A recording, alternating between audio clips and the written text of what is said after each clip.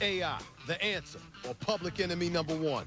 The one thing you can't say is that he can't play the game. Man, he is unconscious. Boy.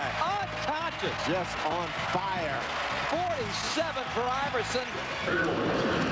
Iverson, yes, and we see where Allen Iverson thrives in that wide open floor. Iverson commands attention with a sky-high scoring average and a take-no-prisoner style, athletically and verbally. The thing about him I respect and admire, he's tough. If you hit him, he's going to keep coming back. I'm telling you, the little guy, he is something. He takes a beating. Allen is probably one of the most bodily tough-minded athletes that I've ever encountered. We talking about practice. Whatever his relationship with Philadelphia and basketball fans worldwide, there is no doubt that Iverson is an MVP. He is one of the most prolific offensive players to ever play this game, and arguably, no disrespect to Nate Archibald or Isaiah Thomas, but maybe the greatest little man to ever play the game of basketball. Give it up, Allen Iverson.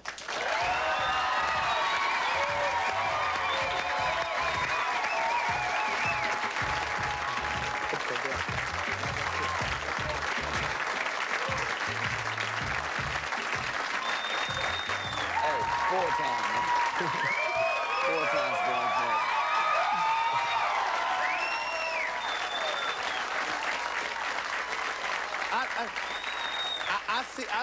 I see you looking around and everything. I mean, what's up with that? Do you like the studio? I love it, man. You like it? I mean, you know, you came a long way. You large, dog. You large. Pull man. your hat up so everybody can see your face just a little bit, just a little bit. They know it's me. Let me ask you a question. First of all, before we even get into anything else, the Sixers. I got to get into the Sixers. Obviously, you guys finished like 43-39 last year, went to the first round of the playoffs before losing to the eventual Eastern Conference champion Detroit Pistons. How do you like this team right now? You've got a new coach. I love it, man. The situation is just, the situation beautiful. It's like, out of all the hardships and going through everything in my life, you know, and the last 10 years, the environment is going to be like I like it. You know what I'm saying? It's like I have a relationship with Maurice Cheeks. You know, we cool with each other. We're friends. You know, we always been friends. He was my coach. And when I was going through my little things with Coach Brown, he would tap me and say, hey, chill, man. It's all right. It'll be all right. Hold your head. You know, things will get better. And he went through those things with me. You know what I'm saying? So now, you know, he know who he's coaching. You know, he's been there with me before, you know, and I'm just all for him. I'm happy it's like that. The environment seems the way it's supposed to be. Billy's done everything right. Billy King, he's talking about Billy King, president of basketball operations and the GM for the 76ers. Definitely. He made sure everything is working. I mean, he's earning his money big time. Let me read a quote. This is what Mr. Allen Iverson had to say about Maurice Cheeks. I'm going to read this quote for you, all right? I didn't want to do it in front of the camera, but I wanted to take him in the back and kiss him on the mouth. What's up with that, Iverson? Hey, look, I mean, don't get it twisted. I mean, it ain't like that, you know. But, I mean, that's just the love, man. That's how I felt, man. It was like, you know, I finally got the coach that I really, really wanted to play for. Like, you know, I was thinking, like, if I could play for Coach Thompson, that would be beautiful. I would love that, you know what I'm saying? But anybody else, you know, I would rather it be Maurice Cheeks. You know, we was going after him, and Portland would let us talk to him, and it was just crazy. But now, you know, he's right here with us. He's a part of the Philadelphia family. I hope I'm accepted and you know, is a part of the Philadelphia family. And we just ready to go. I'm just looking forward to just playing basketball, just getting back to it. What is, I mean, with all due respect, what is Mo Cheeks going to bring out of you that we haven't seen already? I mean, you averaged over 30 points like 3 times. I mean, you averaged, you know, do you know that you came into the league in 1996 and you've averaged more than 27 points per game? Nobody in the league has averaged that in their career in their first 9 seasons. Do you know that? So what are we supposed to expect from Mo Cheeks that we haven't seen from you? I mean, it's, like I said, it's the environment, man. Like, a lot of those times you saying I was scoring those points and stuff, going to those games, I was really upset a lot of times about different situations, you know what I'm saying? And now, it's not about just being mad all the time about your work situation. You're supposed to want to go to work. You're supposed to always want to go to work. But what were the kind of things that you were upset about in terms of your work situation? Give us an example. The environment, just the environment. Everybody uptight, you know. Everybody seemed like they was mad all the time. You know, everybody was, you know, at each other. You know what I mean? And it wasn't right. You know, this situation. This is a guy that, if you have a problem with this guy, it's something that you did. I really believe that in my heart. You know what I mean? And it's like that with me and him. You know, I can't wait till somebody act like they don't want to pay attention to what he got to say. What are you gonna do? I don't even want to say what I'm going to say on camera. Well, I can't do it. This is HBO. No, it's not HBO. All right. It's not HBO. I mean, you could say it in a comfortable and acceptable fashion. You are with me. They're gonna know that I'm fighting with Maurice Cheeks. They're gonna know that he's running this ship. And I'm just one of his generals. I'm just one of his captains, one of his soldiers. That's all. But I'm a veteran soldier. I'm one that can stand up, you know, to whatever. He can be the boss. I just be the underboss. Weren't you this way with other coaches to some degree, though? Yeah, absolutely, man. Everything with my whole situation always been misconstrued. You know what I mean? I mean, if you're an inside person, then you really know what's going on. If not, it always looked like Allen Iverson, the bad guy, the guy that can't get along with his coach. Why wouldn't I get along with the guy that's trying to accomplish the same thing that I'm trying to accomplish? I don't have an ego. I mean, I don't get on TV and talk about Allen Iverson is the greatest basketball player in the world, this, that, and the third. Turn the TV on or come to a game and watch and judge for yourself. You know what I mean? I don't have no egos with no teammates or nothing like that. I'm me. You know, I'm satisfied with who God made as a basketball player, as a person, as a husband, as a father, as a friend, as a brother. I mean, anything, man. I'm me, and I don't have a problem with people. And that's how I got. You know, it started to be an argument, you know, instead of us handling an inside situation. It got out. You start talking about it. Other people start talking about it. It's on ESPN, the practice whole thing. How can you be all those things as you said I was if I didn't practice? People make a big deal over the practice thing because I'm mad. I'm upset. It's after I just got in a meeting with Coach and Billy King. I was upset. I shouldn't have did it then. Well, let me tell you this. This is why I'm happy to have you on the show. Because all those things that were misconstrued, you're going to have an opportunity to talk about it. It ain't going to be in just 3 minutes. You got a whole platform for this. Stephen A. Smith on Quite Frankly. We'll be right back. The man's in the house. Allen Iverson. Check it out. What we talking about? True game. What we talking about? True game. When it matters. We talking about practice. Up next, Allen Iverson takes a walk down memory lane to dissect his most controversial words and discuss the superstar coach who helped transform AI into the person he is today. ESPN2. But we talking about practice, man. We're not even talking about the game, the actual game, when it matters. We talking about practice. How the hell can I make my teammates better by practicing? I make them playing with you. They supposed to be used to playing with me anyway. Those my teammates. So my game is going to deteriorate if I don't practice with those guys? When you were saying that, you knew everybody. It was the summertime. Y'all had just lost in the playoffs or what have you. What were the kind of things that were going through your mind right when you were saying all of that stuff for the world to see? Because you know everybody in the world saw it. Because it was about, honestly, like, being in Philadelphia, you know, I go through it, man. Like, I really go through it. It's like...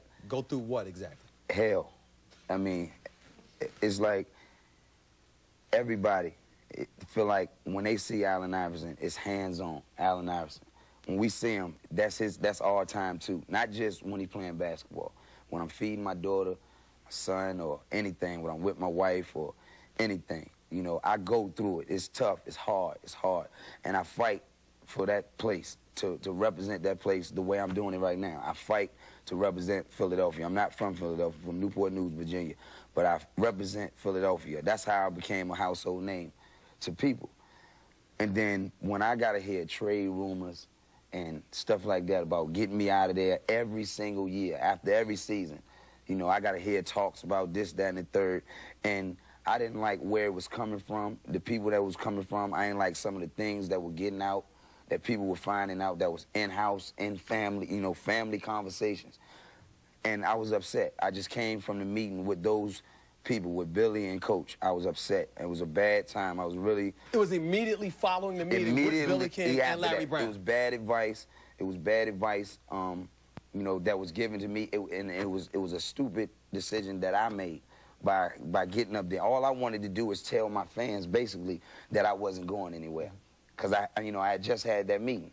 But you know, I was sick of it, and the meeting was called, and everything was really based on the practice situation, that I don't practice. Like I said before, like, I mean, no way I could accomplish the things that I've accomplished in my life as a basketball player if I didn't practice. I mean, if any kid out there thinks that I don't practice, then that's crazy. You know what I'm saying? And I'm not looking at it like a little kid or nothing like that, but just maturing, man, just not knowing. I don't make all the right decisions. I don't do everything the right way. I don't know how to play basketball the right way, like Larry Brown say. Not every game. Sometimes, you know, I'm gonna explore myself, you know, my game. I'm gonna do something. I'm gonna try something. I don't know what playing the right way is. I know what he mean, literally, like playing the game the right way, playing unselfishly. He's the greatest coach that ever coached this game, to me, in my heart. He's the greatest coach I mean, the way he get everything out of his players, everything. He's the best coach that I've ever been around. Well, it's interesting that you bring up Larry Brown, because would you like to hear what he had to say about you? Absolutely. Play the tape.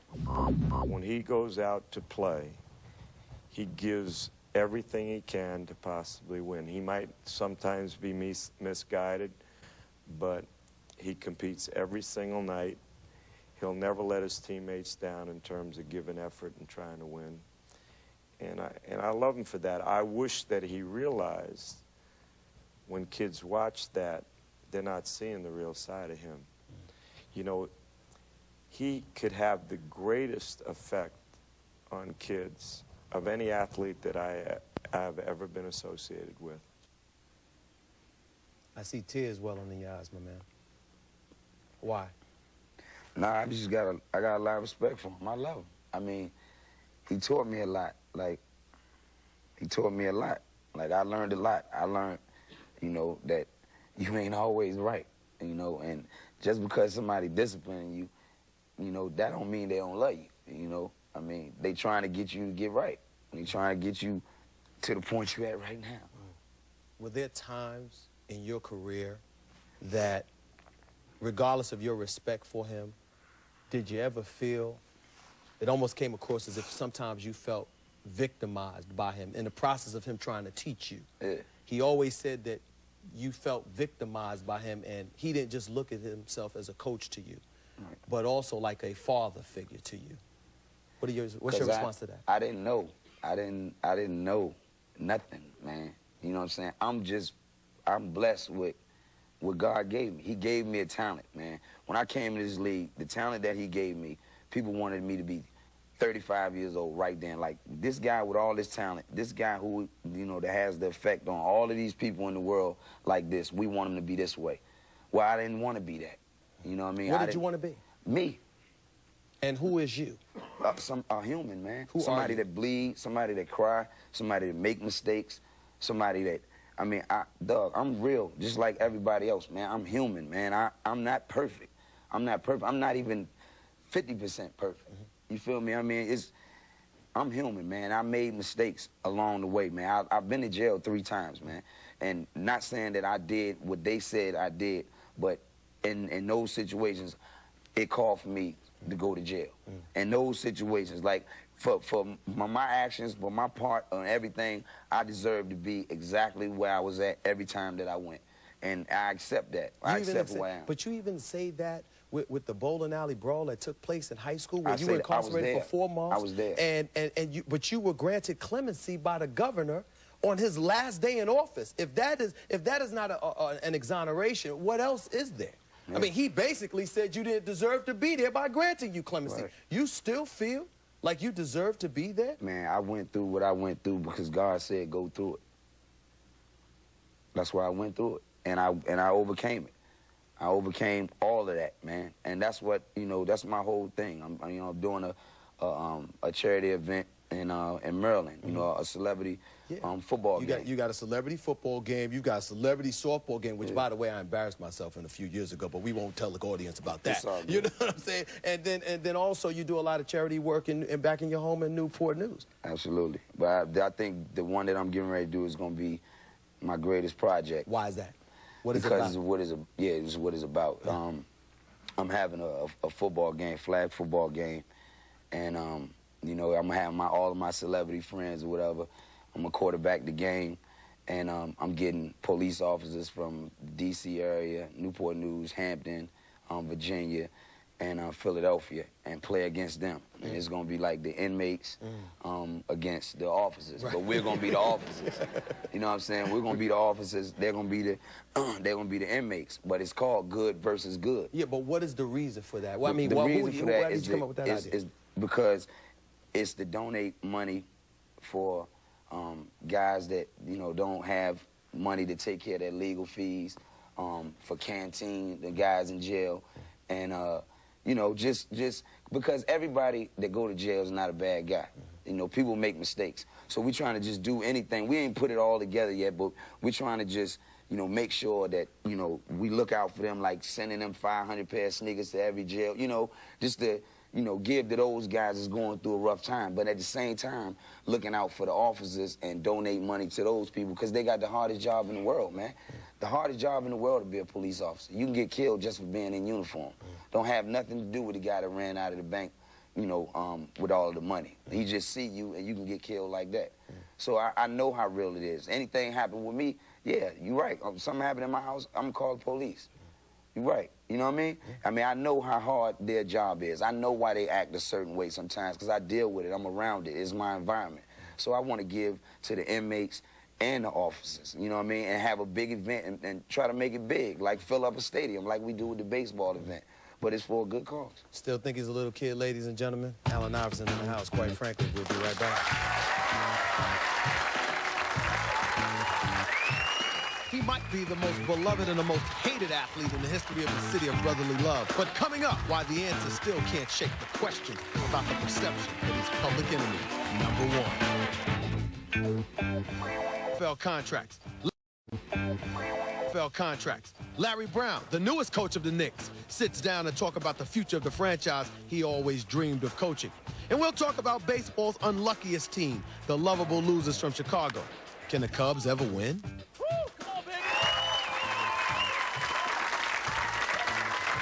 Stephen A. Smith back in the house on Quite Frankly with my man Allen Iverson. Earlier you had alluded to one Mr. John Thompson playing ball at Georgetown for him. How was that for you? The greatest experience ever. You know, I had just came home from jail, and I had to come home and you know, get my school thing together and graduate and whatever. And then I went straight there, September. So. Man, he was just the greatest guy because he didn't let people bother me. You know, he didn't let people, because everybody, as far as the media, wanted to attack me. They wanted to get at me. They wanted to have that space. They wanted to have that, you know, to be able to run up on me and talk about the situation and stuff all the time. He kept people away from me.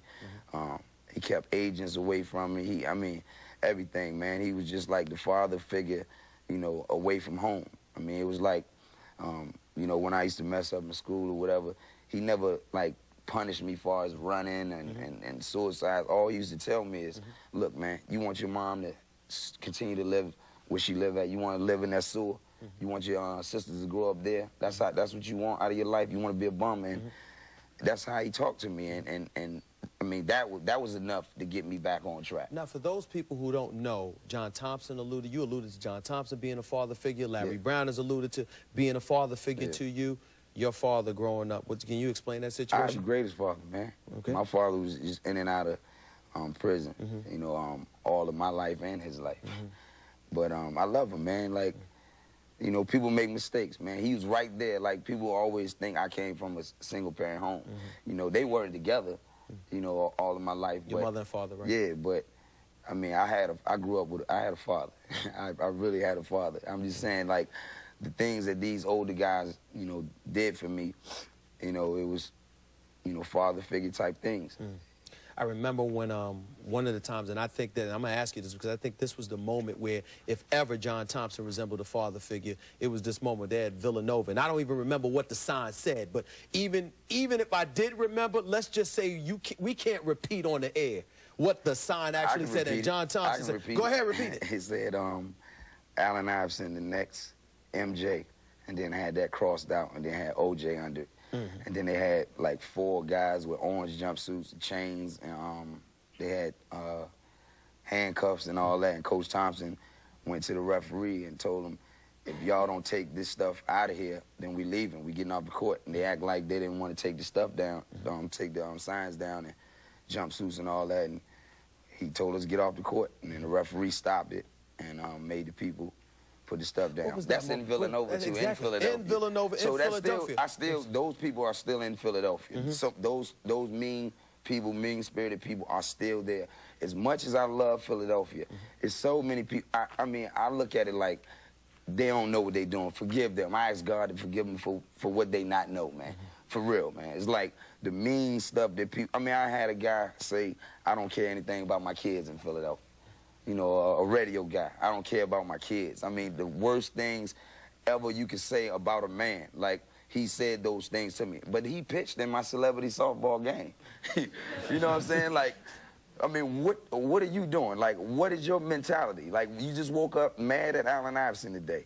Like, it's some mean-spirited people in Philadelphia, man. I mean, some real mean-spirited people. But it's like that everywhere, man. So I understand that. I accept that part of life. But there's a whole bunch of love in Philadelphia. There's more love than hatred in Philadelphia for Allen Iverson. That's why I don't go. One little kid say, Allen Iverson, I love you, and listen to any advice. I did something, man. I did something. I accomplished something on this earth, man. I don't know about when people come, 20,000 people come see me at night, if they love just my game or who I am as a person or whatever. But I know if they can take something from that experience and it helped their life, then I did something, man. I'm happy for my mom. I'm happy for the person that my mom raised, man. I love my mom for making who she made. I love my mom for making me. I love you, Mom. Let me say, yeah. Give him a round of applause. The man said he loved his mama. And these people, they sitting up there acting like everybody just come up here talking about they love their mother. Yeah. Everybody don't do that. But there was an uncomfortable experience, and I bring this up because I remember Allen Iverson comes into the league, you know, Rookie of the Year. I mean, again, you've averaged over 27 points in your career, 4-time league scoring champion. I remember that now. Hey, look, hold on, one more thing, man. And I lead the league in steals damn near every year, man. And I can't even get an honorable mention for all defense. And my man, Larry, that's my man. Hey, I'm proud of you, boy. Larry Hughes? Yeah, Larry Hughes. Okay. Larry led the league in steals this year. All that he done got from me, all that I done taught him, and he led in steals, and he first team all defense. I can explain that. I can explain that for you. I want both of them, Steve. Yeah. You want both of them, but you have to understand, he's not dropping 58 points. Hey, man. He's not dropping 54 points against the Toronto Raptors. So acknowledge my defense then. Acknowledge it? Yeah. I'll acknowledge it. You want to acknowledge it? Coach Brown, the only person that think I don't play defense. He's the only person that? Yeah. No, I mean, he's not the only person. Thank you very much. I was getting ready to say. But I say all of that to say you have accomplished so much. You've accomplished so much throughout your career in Philadelphia. 2001, you're a league MVP, okay? You go to the NBA Finals. You take the 76ers back to the NBA Finals for the first time since 1983. You take all of those things into account. All of a sudden, you get into an incident with your wife. It gets blown up. It's a domestic situation. She categorically denied all the accusations that were thrown out there about what transpired between you and your wife. Right. That's why I'm not going to disrespect you by getting into it. You can get into it. You know, well, tell us what happened and what was misconstrued then. Dog, I got in an argument with my wife. I've been with my wife since I was, what, 15, 16. Like, that was probably a million and five times we done fought each other. You know, arguing, cussing each other out, all kinds of stuff that ain't none of y'all business. But you know what it is if you're in a relationship with somebody.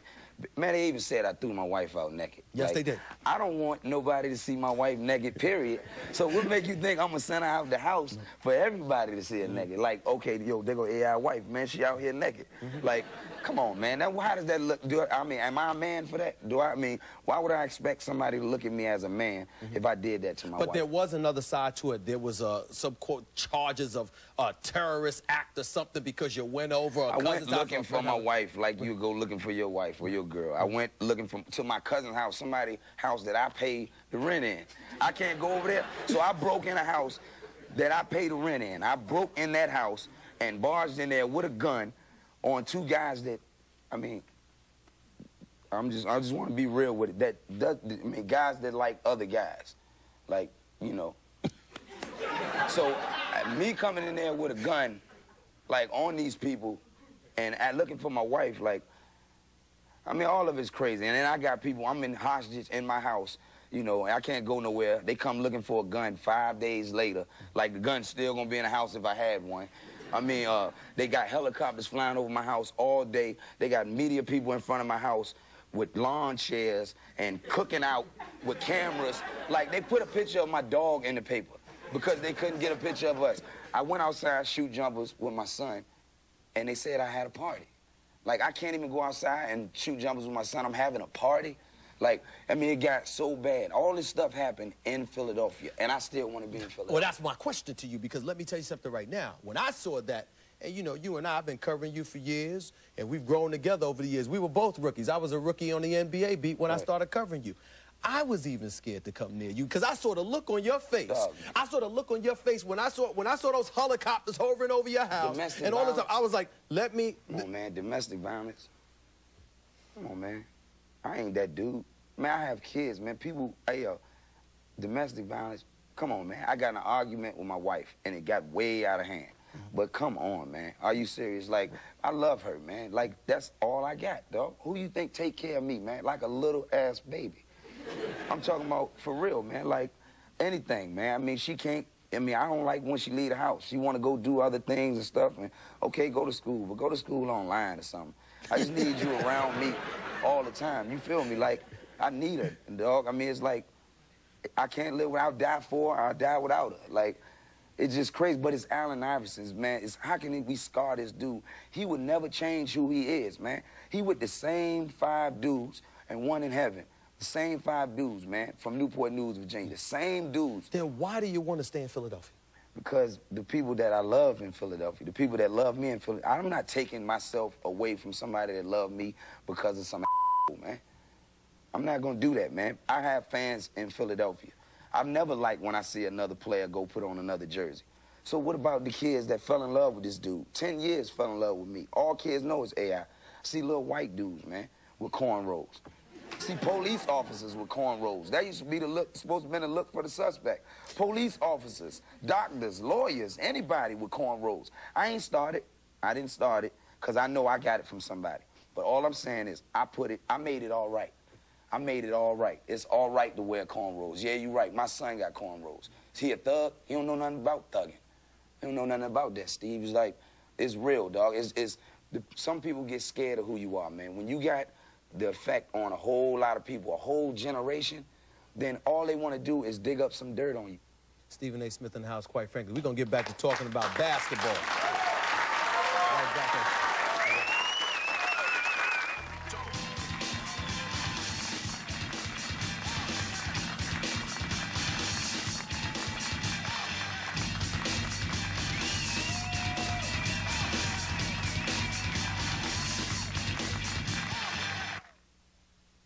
Iverson has Jordan.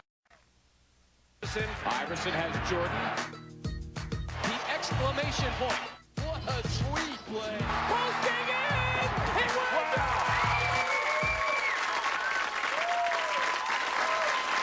Stephen A. Smith back in the house, but quite frankly, with my man Allen Iverson. I want y'all to look at this. I want y'all to look at these numbers here. This is Allen Iverson. His season average since the 1996-97 season, he leads the league in scoring, 27.4 points per game, beating Shaq, Vince Carter, Paul Pierce, Tim Duncan. You see a stat like that, what comes out to your mind? What comes to your mind? I love my mom. Yeah. They like that. love my mama, too. I love my mama, too, but explain the parallel of looking at your scoring average and telling me how that has a lot to do with moms. She got me here. My mom told me one day that I could be anything that I wanted to be. And I literally took that for what it was. Like, I really took it like that because she told me. I mean, I just believe what my mom tell me. And my mom, I was a football player, dog. That's all I did was play football. I was getting ready to ask you, why you play football? Why you end up playing basketball instead of football? More money? I got put in jail. Oh. And, I mean, nobody was, you know, I was recruited by every school in the country, football and basketball. When that happened, when the smoke cleared, nobody was around but do you Coach think Thompson. you would have ended up picking the NFL over Definitely. the NBA? That's my sport, man. That's it. That's what I do. Do you know that 76ers have something on their website where there's like 26 different arrows pointing to the body parts, pointing to your body parts where you've been injured? 26. I'm a warrior, dog. Well, we know that. I'm a warrior. I'm a warrior. Do you feel like there's a lack of warriors in the NBA game today? Yeah. What's the reason for that, man? What's the problem? I don't know. I mean, you can have all the talent in the world. You don't have no heart, man.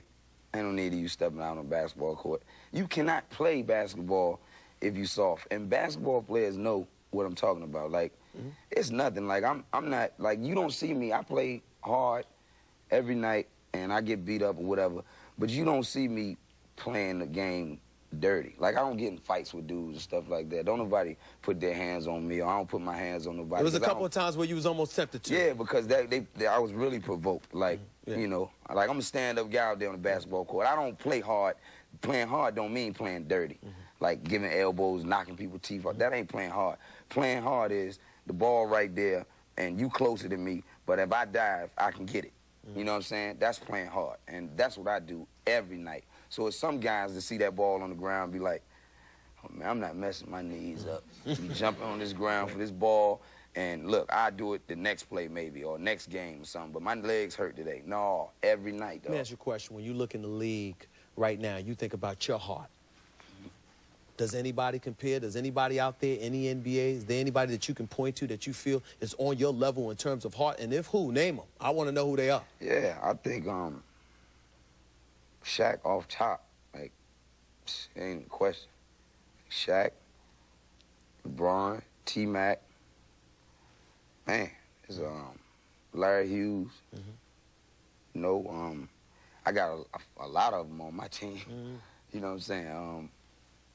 Man, there's a lot of guys, man. I mean, Vince. I mean, if people say Vince don't got heart, like, man, let me play with Vince. I think about the maturation process, and obviously, clearly knowing you for years, there's obviously one that has taken place. When you reach out to the LeBron James, to the Carmelo Anthonys, to the Dwayne Wades, because I happen to know you have reached out to them. Them dudes got heart, too. I know. By the way. I know. What are the kind of things you say to them right now, based on your own personal experience? Learn from what I did wrong. Learn from all the stuff you seen Allen Iverson do wrong, that rubbed everybody the wrong way. If you don't want to go through what I go through right now, as far as being the bad guy in the NBA and all this stuff, be fake then. Basically, that's all I'm telling you. Just be fake. But you're not fake. And I'm not going to do it. I'd rather not be in the NBA. I'm not living my life like that. But why tell them to do that if that's no, something I'm telling them to do whatever it takes for them to be successful. I always let LeBron know off top, dog, they love you right now. They love you right now. But please believe me, the first incident, the first time something happened, they are waiting, man. They're waiting, man. They're waiting. They're waiting, man. Just like, I mean, I hate to bring it up, but the other situation with Kobe. With Kobe Bryant. Yeah, yes, well, all this time, he's the #1 man, the perfect man to everybody and everybody's heart. He's the #1 man. You do know that people kind of blamed you in this sense because you were the one that was seen on ESPN, and you said, "Well, that's Kobe. I mean, he's pure as gold. He must have done something." Man, must have did nothing. He ain't had to do nothing. Right. I don't know if he did nothing, and I don't think he did nothing. Honestly, I don't think he did nothing. I know he didn't do that in my heart. I know he didn't. But he found out that Kobe Bryant is Kobe Bryant, just like everybody else in the world. If he didn't do what he did, look what he went through. Every black man go through that. Not doing something and then having to go to jail and find out, okay, he didn't do it, then let him out. I was getting ready to ask you, is it a black or white thing? Is it an athlete thing? Is it a rich poor thing? I'm not that type of dude. I don't talk on camera about stuff like that because I can't be as real as I want to about this situation. But all I know is you are you. You are who you are, man. Don't try to act like you somebody else. And not saying that he did. Kobe Bryant is who Kobe Bryant is, dog. But these people want him to be the Kobe Bryant that they want him to be. And it ain't right. You know, Kobe Bryant is his own man, man. He only get to live one time. People are killing this man, talking about his image or whatever. I mean, the man made a mistake. However he made the mistake, he made the mistake, and let's go on. And I'm not saying the situation with the girl, like, the hell with her. You know, like, man, I have a daughter, dog, and my heart go out to her. How many kids do you have? Tell the audience. Tell the world. I have a 10-year-old daughter. I have a 7-year-old son. I have a son that's about to turn 2 in August. And I have one on the way that's on the way to the emergency room right now because the baby wasn't moving today. So, I mean, I got 4 kids. But like I'm saying, I mean, a woman, man, that's the most precious thing in the world. And that whole subject is touchy, Steve, because ain't nothing worse than a rapist, a child molester, man. A rapist or a child molester, that's the worst thing you could ever be. That's the only thing. I mean, you can call me a murderer, dog. Somebody come in my house, then I'll get it done. But a child molester and a rapist, that's the worst thing that you can be, because there's no reason for that. There's a reason for other things. There's no reason for those things. We're going to take a quick break and come back with a question or two from the audience. Stephen A. Smith, quite frankly, with Allen Iverson. Be right back. Coming up tomorrow, will the fight of the Irish be back in 05? New head coach Charlie Weiss joined. Stephen A. Smith in the house again for Quite Frankly with Allen Iverson in the house. Let's go right to the audience. Sir, tell us your name and your question. My name is Matt. Do you think you and Chris Webber will be able to coincide or bring a championship to Philadelphia this year? Definitely. I'm glad you asked that. What's your name, Matt? Yeah, Matt. You said this year? This year, definitely. He said this year. This year, definitely. And man, I'm glad you asked that because I mean, this whole Chris Webber situation, man, is out of control, man. And it's not even Chris and myself. Like, it's everybody else. It's always like that anyway. When 2 people have a problem, you have a whole bunch of people involved with the situation. It's just, man, I'm cool with Chris Webber. Like, I mean, when Billy told me he was getting ready to do what he was getting ready to do, I mean, I was all for it, dog. I mean, I couldn't wait, man. And Chris played all season hurt. Like, since he came there, he was hurt, you know what I mean? And he's been dealing with that. And somebody that's with him day in and day out, you know, I get to see it. You know, I'm see him sometime, I'm like, man, like, once you sit down, dog, you need to sit down. You don't look, you know, you look like you messed up. And, dog, he all right, man. He good. We're going to be great together, man. A lot of people said, and a lot of people said y'all didn't get along, whatever. I saw y'all in Atlantic City together for the Floyd Mayweather fight. Right. So I saw y'all together, and y'all seem to be getting along pretty well to me. But let's be real about something. Let's be real about everything. There you go. Well, you're not gonna have a good time with him, and you're gonna have a big time attitude with him if he's not training this off season and he comes back and he's not healthy, correct? Yeah, I mean, I'll be disappointed because it'll be like he lied to me. So that's the only thing I'll be disappointed in. What has he told you that he's going to do before the season? He said he got his stuff together. Like, I mean, he's been working. You know, he's been getting it together. And I mean, somebody of his magnitude, somebody that has accomplished the things that he's accomplished in his career, you know, I don't think he want to settle for anything less but to get back right. And people start talking about him like people used to talk about Chris Webber, you know. So, I mean, everybody think that we can't coexist, like it's going to be a big problem and all that. Just watch. Pay attention. Just watch.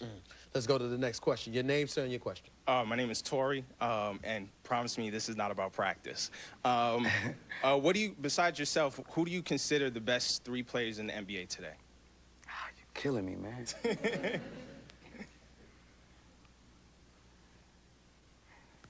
I don't want to do that, man. I got so much respect. What about Shaq? I'm going to put him 1, and then we're going to leave it alone. We're not even going to deal with it no more. Straight up. You got a lot of affection for the big fella. Why?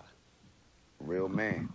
I mean, when you meet people, you know, off the court, and like a lot of times, see, basketball dudes corny for real, Steve. I mean, you met them. You've been around a lot of basketball guys. We're known to be corny guys, like for real. I mean, we come from, all us damn near come from the hood, but there's a lot of guys from the hood that's corny. And This would be true. Yeah, and to meet, when you meet those that not like you, because nobody's not like you and nobody's just like you or whatever, but when you meet those dudes that just good, genuine people, good-hearted people, you know, you just stick to them. You deal with them. Here's my last question to you. Obviously, like you've told me before, you're not young anymore. Right. You know, you're a father, you're a husband. Allen Iverson's going into the 2005-2006 season with a new coach. Right. Iguodala, second-year player, couple of talented cats on your squad. You're starting to think about your legacy more than you ever have, than I've ever known you to think about it. What are you hoping it will be? Honestly, all I want is for all of the teammates that I ever played with, you know, to say they love playing with me. And they say that I play harder than anybody that they ever seen play. I was the toughest guy they ever seen play. And that I played every game like it's my last. I don't have no, you don't have to put no championship in there. You don't have to put that in there. If that's not the case, then that's not the case. You know, if I don't win a championship, you know, that'll just be a dream that I always wanted. You know, I always wanted to be an Olympian. You know, I got a chance to be that. You know, I wanted to be the MVP or go to the All-Star game. I've done a lot in my career. I've done a lot that I can be proud of. So, you know, I don't have to put that ball in there. I don't have to put the gold ball in it at all, you know, for my career to be successful.